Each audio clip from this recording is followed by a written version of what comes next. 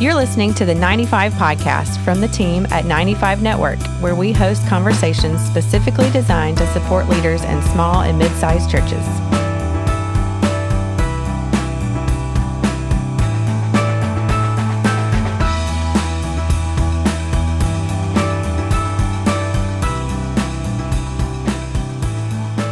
Well, Jared, welcome to the 95 podcast, my friend. It's a delight to have you on the show as I get to guest host this little episode and explore a little bit more about your ministry. So I'm glad to have you here. Looking forward to the conversation.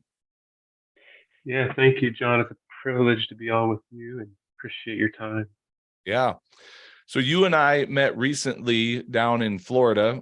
You were attending an event that was put on for people in ministry and missionary work specifically. And that event kind of coincided with something that I was down in Florida for, meeting with a mastermind group that I'm a part of. And so as a result, you and I got connected. I heard a little bit of your story. I love the work that you're doing. And I think this will create a good opportunity for you and I to have a conversation that will probably be somewhat eye-opening to pastors that aren't paying attention to the work that you're doing and maybe not even aware of how much and how pervasive this is in our nation and in our world. And so we'll get to that. We'll get to what this is that we're talking about. Sure. Let's start with just a little bit of an introduction. Tell us a little bit about you and your work in ministry and some of the work that you do, and then we'll go further into it. Sure. So the backdrop of my wife and I, Abby and I, joined staff with Crew back in 2007. So we were on staff with Campus Crusade, formerly known as Campus Crusade for Christ. Mm-hmm. You know, we fell in love with the vision of just helping to fulfill the Great Commission, going to reach the nations, and our heart was for cross-cultural ministry. And so that's where we kind of first started out, and hungry as working with high school students, but also seeing discipleship, evangelism, very strategic, focused ministry with students. You know, and that's kind of the growing up. I thought, missionaries, they go overseas.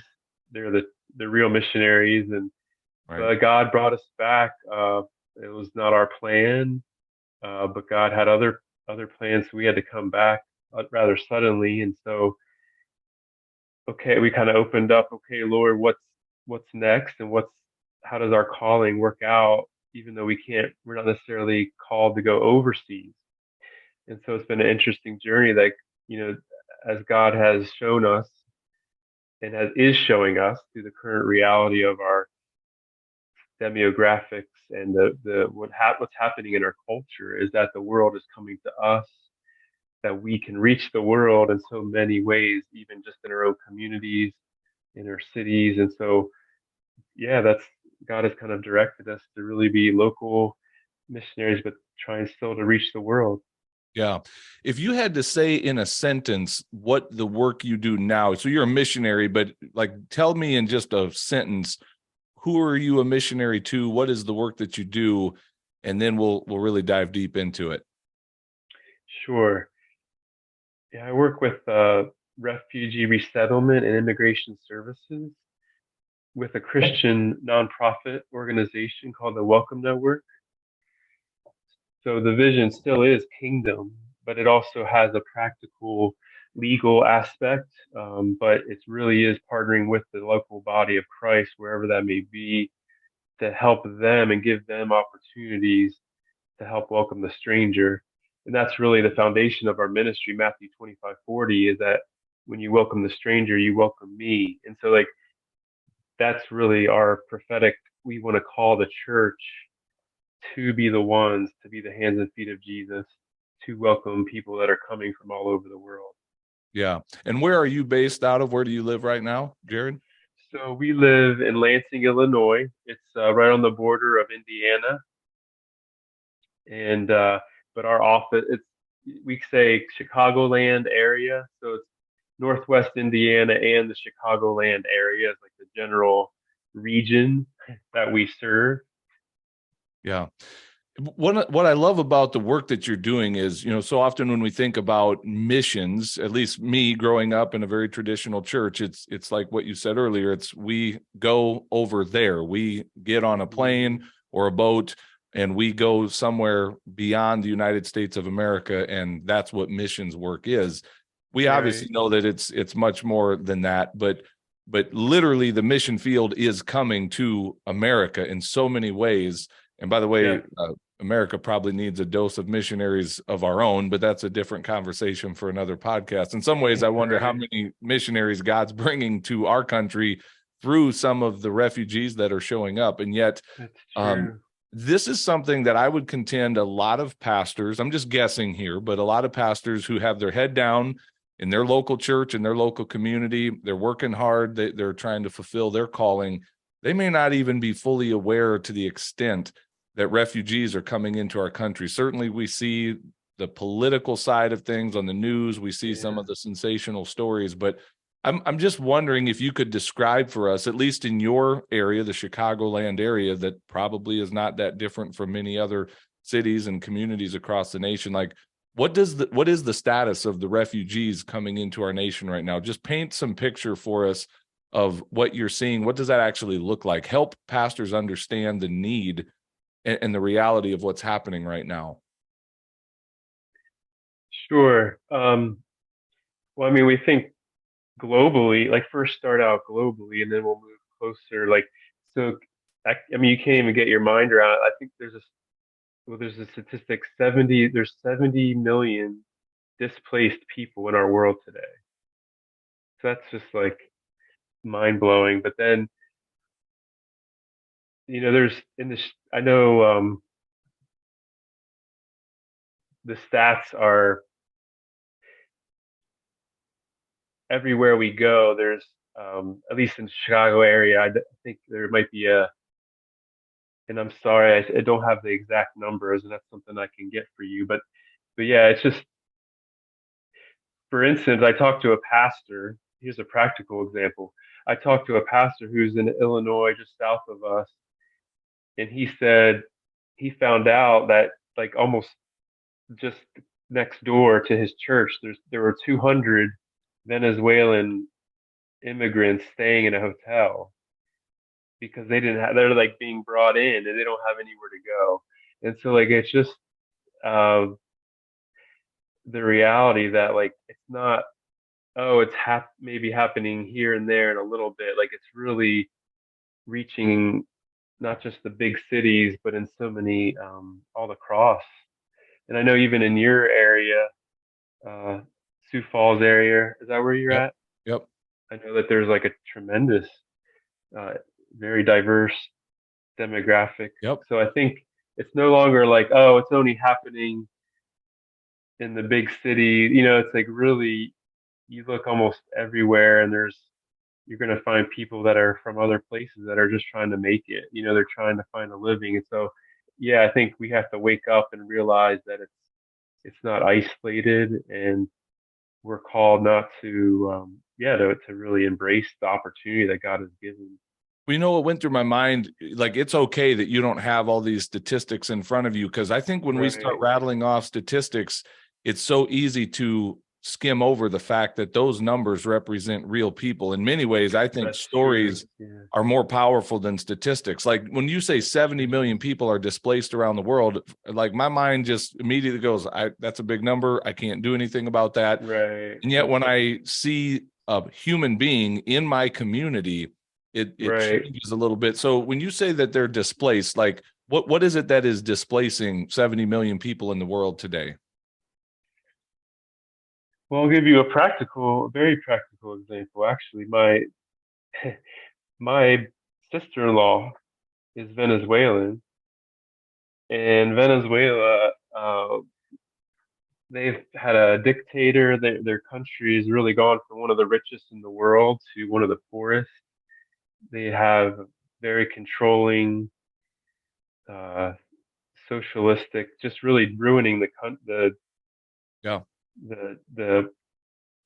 dictator has really just destroyed the country. And so these people don't have the finances, the ability to really provide for their basic needs, um, regular power outages, um, not being able to find medicine for their sickness. So my sister-in-law has actually helped her family get to the U.S. and they're actually going through the asylum process. So they're wonderful people that are just trying to live a stable life and be able to have an education, have a hope and a future. And so it's really, it's not, and they're beautiful people that very gifted, and it's not, a lot of times we do stereotype people, but these are people made in God's image. They bring so much to our culture and help us. Actually, just to give you a practical example, my sister-in-law's brother, he came to our house and stayed 4 weeks to work on our basement, and he's like a gifted carpenter from beginning to end. He did this amazing work in our house, just to bless us. And so, we're already firsthand, like, and he loves to tell others about Jesus, and he was worshiping. And so, we are, my sister-in-law's family is like blessing our country, blessing our community by being a part of it. So anyway, that's a very practical, personal example of how, because of the economic or government corruption or whatever, people are fleeing and being displaced. In Venezuela is one example. Yeah, and I'll just say out loud what probably many are thinking, and I'm just so you know, Jared, you and I don't know each other super well. I'm not very politically correct, so I'll just say it. I say things out loud and don't really care who gets offended about it. But here's the reality: we are dual citizens, right? As God's people, we know that our citizenship is not ultimately of this earth; it's of heaven. And yet we do live here on earth, and on this earth, we see brokenness, we see evil. And so, like you mentioned, Venezuela, I'll just come out and say it. That's communism, and that is the end result. Yes. People die, people suffer. That's right. Communism is evil, it's wicked, it's godless, and it's everywhere in the world today. Like, we see so many world governments that are being ruled by the small g God of this world. And Jesus said the enemy has come to kill, steal, and destroy.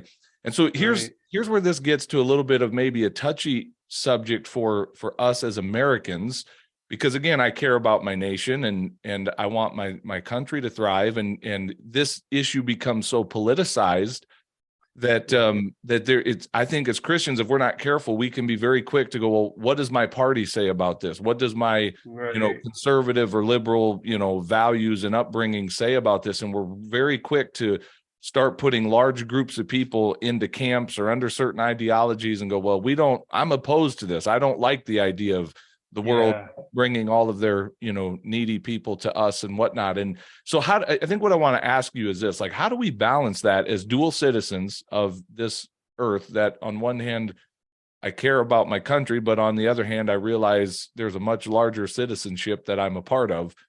And how do we reconcile that and recognize that on one hand, there's these massive political things that I can't really control, yet on the other hand, there's very real people moving into a hotel right next to my church, and I can see them, and I can touch them, and I can interact with them. So do you get what I'm asking? It's a really good thing, but speak into that tension. Like, how do we resolve that? Or maybe how to live in that, because I don't know that we're going to. That's probably one of the most. That's a hot button. That's a great question that needs to be answered in our church today. First of all, I think you already you already mentioned it. It's like, really, we can't control like you said, when you get caught up in the statistics and the government and the policies, like, there's things that we just don't have the control. Yes, we can pray, we can vote, but when you come down to it, like, it's when you see that person and they're created in God's image, like the dignity. That's one of our three main core values, or biblical values, is that when you see other people, you believe they're created in the image of God. And you value. Jesus doesn't say, the story of the Good Samaritan. He doesn't say, like, he doesn't give qualifications about welcoming. Where's the stranger from, or or how did they get there? It's like you don't. If you're face to face with a person who's made in God's image and you see a need, that's where you start. So I think that's where you kind of we don't want to get caught up in the politics. Yes, there are things and issues that are complicated, but at the end of the day, it's like when you see somebody created in God's image and they have a need, and when you realize the grace of God, like I think for me, it's like the gospel, because I was very much like the verbalization of the gospel, preaching the gospel, that was a huge part of our ministry with Campus Crusade, and I still want to be a bold witness, declaring the gospel very clearly. But I'm finding that like the holistic, it doesn't mean that it's not an either or. You know what I'm saying? Yeah. Like it's the key thing, and I think even the action of a verse that came to mind, that Ephesians, I had to pull it up here. So it's like we were too once far off, but have been brought near through the blood of Christ. So like when we understand the gospel, and we are called to be a blessing, just as we were welcomed into the kingdom of God. We were once far away. Like as you do that, it's like it activates a deeper understanding of the gospel in our lives, personal lives, because it takes away all that pretense. And I think, I grew up I'm 45. I grew up in a very suburban, very comfortable Christian area that, was very mono. I was, very white, very comfortable, I should say. Mm-hmm. And so I have to watch, like, I think one of the biggest sins in our church today is because, and God's dealing with that, is because we become so complacent and we become so, just very entitled, I think. Yeah. And thinking that we're God's favorite people, and but God is, I think, using this reality to fight against to reveal those sins, and also to put to death the sins of entitlement and pride. That, like, it's only by God's grace we live in a stable country. It's only by God's grace that I never had to flee my home. It's not nothing that I deserve or that it's only God has given to us. Yeah.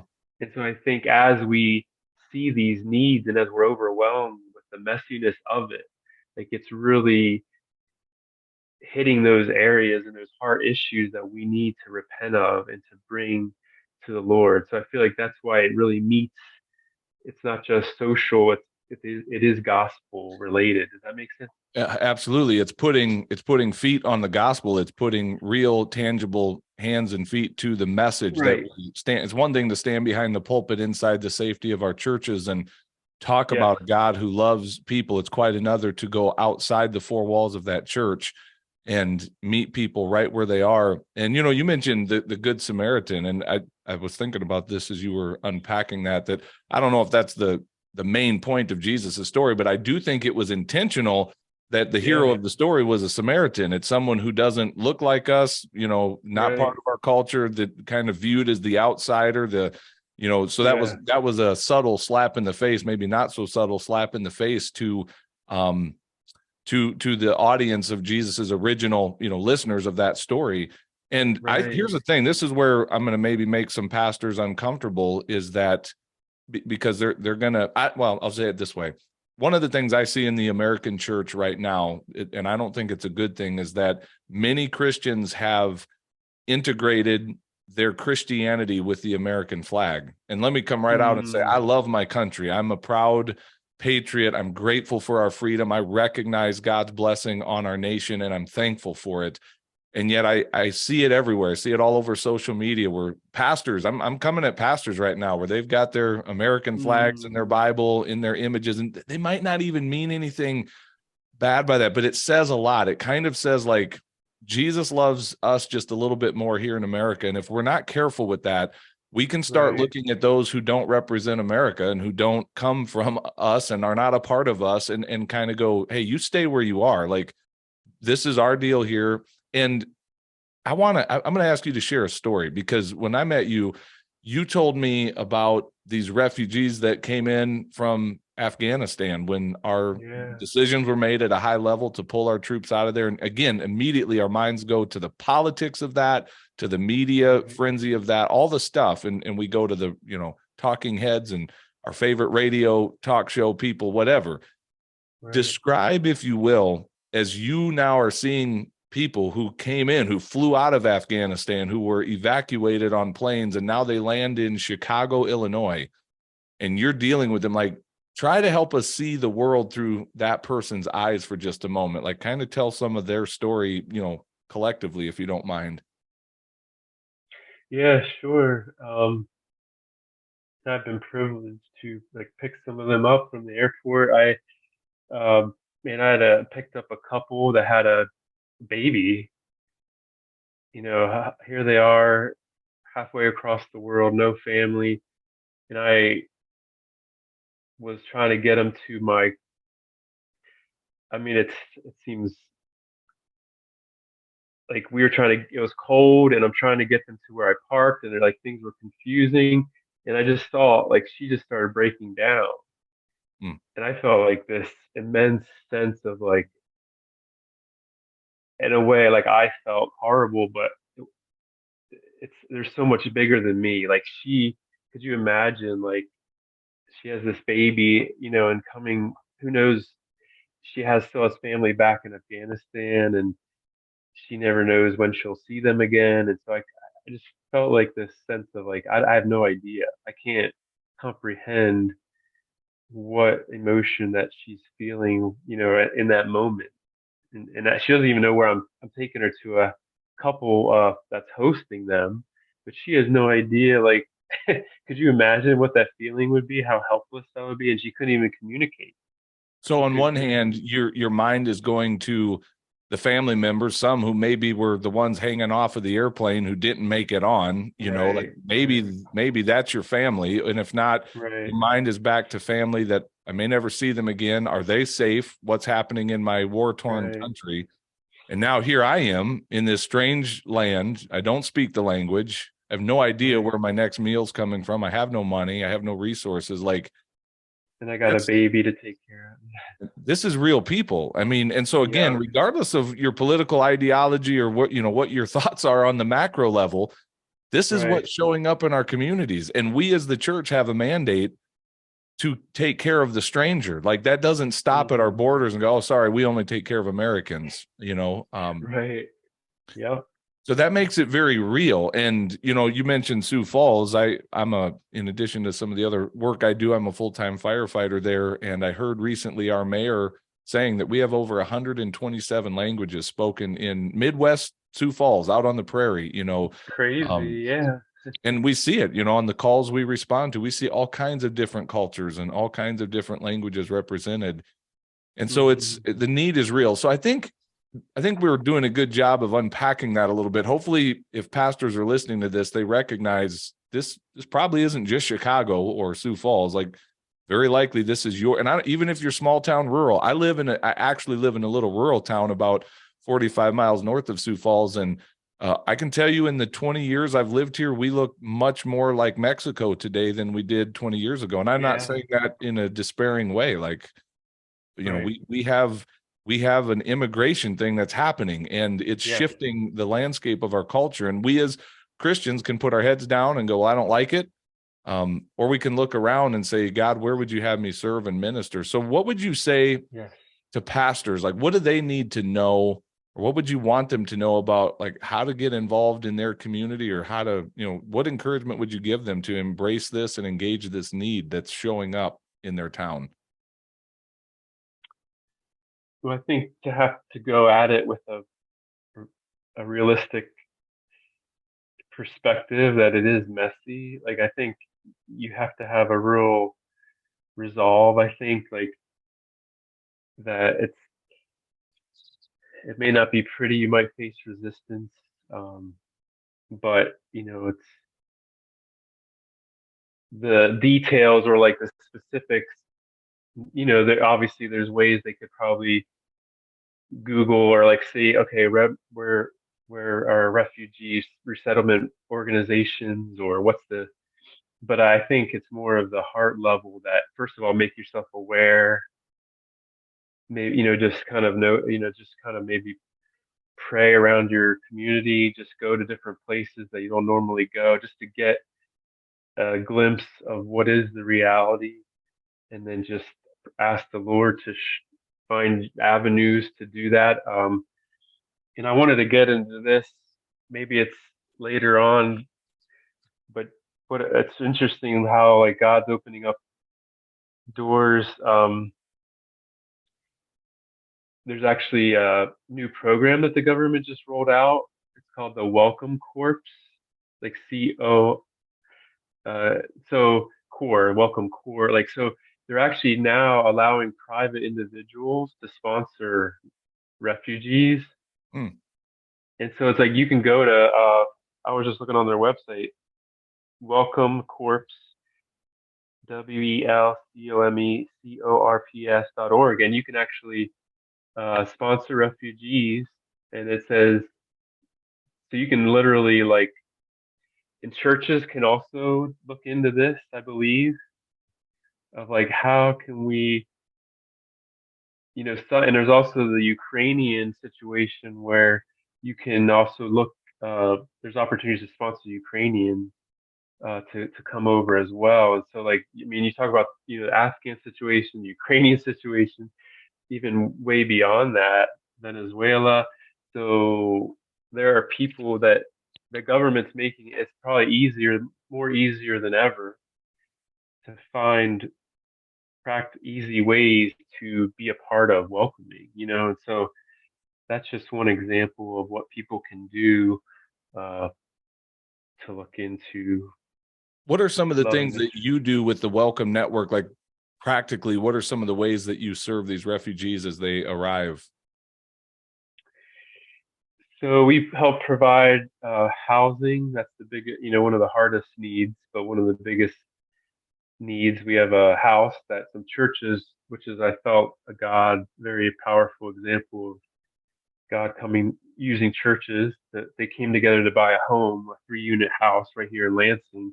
And so we have, that doesn't always, not everybody, but it is one of our first responsibilities is just to find housing for them, short-term housing. So there is a Ukrainian family living in our welcome home, we call it, which is like 5 minutes from where I live.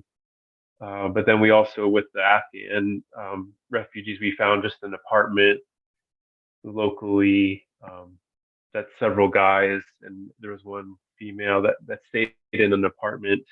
So finding housing, jobs, language learning, uh, getting their paperwork processed appropriately for their immigration process. So that's a big part of it.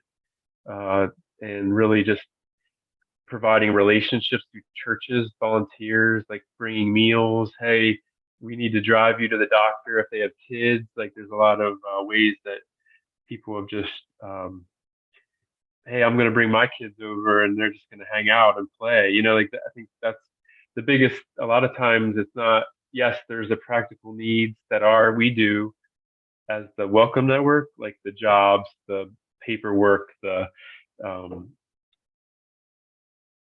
just the tasks that needed for them to make the adjustment. But what I tell the church is that the long-term important work really comes through the church and through the volunteers, is building that relationship with them so that they feel belonging, and then they feel like, oh, they have friendship. They're not alone. And so it's really that's what I love about the partnership with churches, is that you can see that they're going to look to this family that's been with them in this life-changing traumatic process, and like, hey, these are this is my family. These are the ones that have cared for me as I've gone through the situation. Yeah. And, one thing I'm hearing as you say that, like, what an incredible opportunity for the church. I don't want pastors just to hear this and go, oh, that's a church growth strategy. Like our church can grow, but seriously, your church can grow as you provide community and share the gospel. And again, I believe in some cases, God may bring into your church some very solid believers that can, add to the maturity and the stability of your church. And in other cases, he's going to have you reach them as brand new baby Christians and disciple them. But either way, the mission field is showing up in our community, and we have an opportunity to engage that in a very real, tangible way. And you may not be able to do all of those things, but I have a feeling, when I'm hearing you go through that list, like we can help with jobs. We have business owners in our church who could help with jobs. We have people that have a background where they know a language or can help in that way. I mean, there's so many ways that the church as a whole can engage this and be a part of the solution here. So that's exciting to me. And by the way, like, I'm not mad that the government's stepping in, but again, my worldview says it was really never the government's role in the first place. This was always the church as the front line of defense. And I think in many cases is when we as Christians like subjugate our role, like the enemy is willing to step in, or whether it's the enemy or just the, a man-made system of government. Okay, fine. We'll take it. Like this is an opportunity for the church to really step into a strong moment and lead and be the church. So now with the Welcome Network that you're a part of, your vision is to multiply into other communities. Is that correct? Like to see this, like different chapters popping up around the nation? Yeah. I mean, we're definitely seeing how God, as we just spoke, like can use it, and we'd love to. I think that's God's heart, to multiply, and I think this, so that we would love. When I was at the mission workshop, we had a 3-year plan, and I mean, I'm just trying to dream, but like that's what I wrote down is like we would see God raise up welcome networks all over, different cities, different with churches, networks, getting involved. So that would be the dream. I think that's God's heart, to multiply the efforts for his kingdom. If there's a pastor listening to this going, man, we've got some resources, we'd be interested in maybe being a part of that or partnering with some other churches in our community to bring something like that here, like what action step would you call them to? Who do they reach out to, and what would be the first step for them to take down that pathway? Yeah, you can, email, connect, reach out to us. My email is Jared. Well, I don't know if you can, how do you want me to share that, but jared.alleman@thewelcomenet.org, just emailing us or me. And then I can also, our director is the one that founded the organization. And so just maybe having a coaching call or just a investigative Zoom call would be a starting point to kind of hear, okay, these are the resources, these are the ways that we think started. And that could be a way to start. So just, feel free to reach out to my personal email and start a conversation. Yeah, we'll absolutely put that contact information in the show notes. And that would be my challenge, is just take action. It doesn't cost anything to jump on a Zoom call and just find out a little bit more, see where God may lead in that conversation. And again, Pastor, this isn't all on your shoulders. I promise you probably have some people in your church that would get really excited about this if they felt like they were going to be empowered and released and authorized to go do some of this ministry, and let them lead the charge on it. And John, it's cool what you said about like how God could, just a practical example right here. You said how some people, you'd be surprised, like the people that God could bring that are already strong believers to add. So the Ukrainian family that came just last November, the Sirotas, they are, so they're coming to our church. And last night we have like a kids program for the girls and boys. So I see her coming out of our church, right? And I see her 3 kids, and I see these other kids with her hopping into her van. And here she's like, she's already bringing other kids to our church, and she's saying like, oh, we're trying to share with, there's a friend, Julia, that actually started helping with translation to help them, but she's not a believer. And here, Vieta is already like trying to share the gospel and like bring her kids to church. So they're like, I mean, they're just amazing, solid believers that have so many gifts, and like they've already blessed our church tremendously. And that wasn't our thought. We didn't know, but like here, that's the reality. So I think you're right. You never know.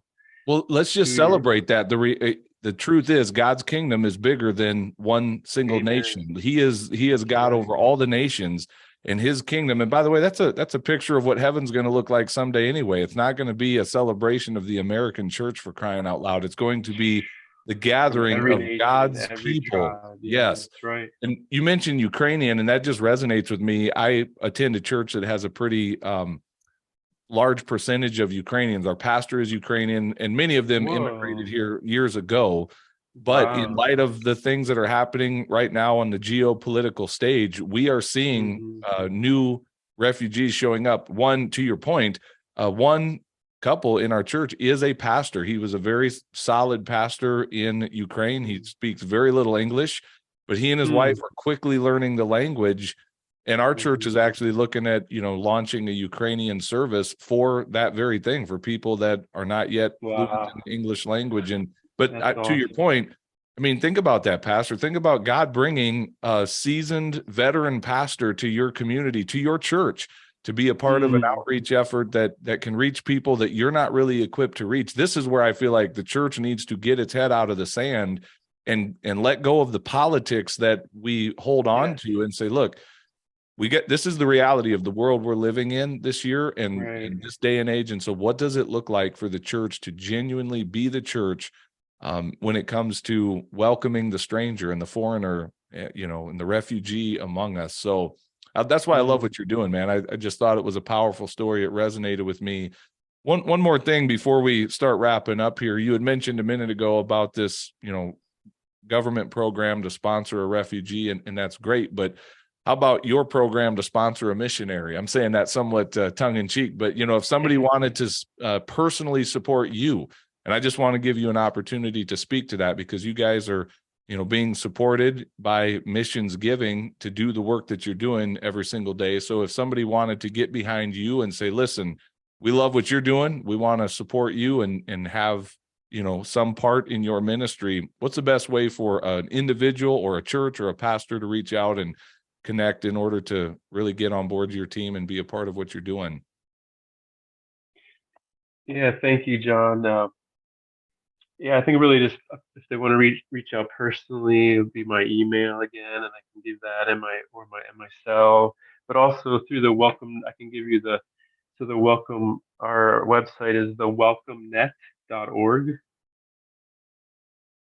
and / there's a give, and then that's a way to. But obviously connecting personally is better first.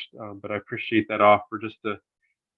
But yeah, when you're welcoming the stranger and just being able to partner with anyone, no matter how God has that put on their heart, but reaching out to, you can post my information. They can reach out individually, but also that website of our for the Welcome Network. Awesome. As well. Awesome. Well, we'll make sure all of those contact points are in the show notes for this episode. So, Jared, man, it's been a pleasure spending some time visiting with you about this. Is there anything else that we left on the table that you want us to talk about, or any final words of encouragement or inspiration you'd leave for pastors that are listening to this right now? Yeah, I think just that, like you said, I mean, Jesus is coming back and we're going to be held accountable.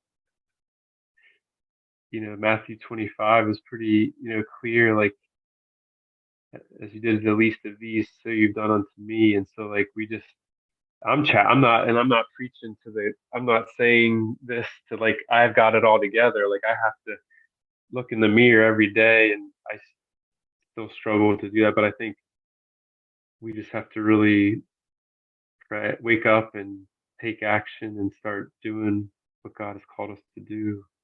Yeah.